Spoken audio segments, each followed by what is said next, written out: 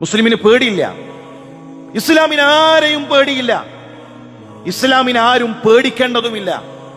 ഏതെങ്കിലും മിസൈലും 2 റോക്കറ്റും അങ്ങനെ എന്തെങ്കിലും കാണുമ്പോഴേക്കും പേടിച്ചു പോകുന്ന ഒന്നല്ല ഇസ്ലാം എന്ന ആദർശം.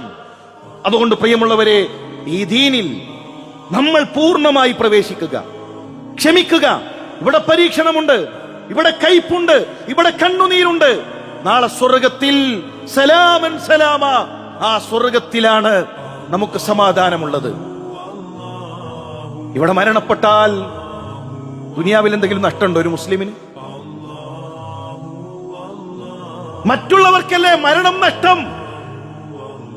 അവന്റെ വീട് പോയി, അവന്റെ സമ്പത്ത് പോയി, മുസ്ലിമിന് എന്തു പോകാൻ? ഒരു മുസ്ലിമിന് ഇവിടെ നിന്ന് മരണപ്പെട്ടാൽ എന്ത് നഷ്ടം? അതുകൊണ്ടല്ലേ പുഞ്ചിരി തൂകി ഫലസ്തീനിലെ കൊച്ചുമക്കൾ ആ വെള്ള കഫൻ പുടവയിൽ പുഞ്ചിരി തൂകി നിൽക്കുന്ന കുട്ടികളെ നമ്മൾ കാണുന്നില്ലേ? എല്ലാവിധ ആയുധങ്ങളും കയ്യിലേന്തി നിൽക്കുന്നവരുടെ മുന്നിൽ നെഞ്ചുവിരിച്ചു നിൽക്കുന്ന ഫലസ്തീനിലെ പോരാളികളെ നമ്മൾ കാണുന്നില്ലേ? എന്താണ് അവർക്ക് നഷ്ടം? ദുനിയാവിലൊന്നുമില്ല. ദുനിയാവ് അത്രയേ ഉള്ളൂ മുസ്ലിമിന്. മാലി വലി ദുനിയ, ഈ ദുനിയാവും ഞങ്ങളും തമ്മിൽ എന്തു ബന്ധം? ആഖിറമാണ് മുസ്ലിം കൊതിക്കുന്നത്.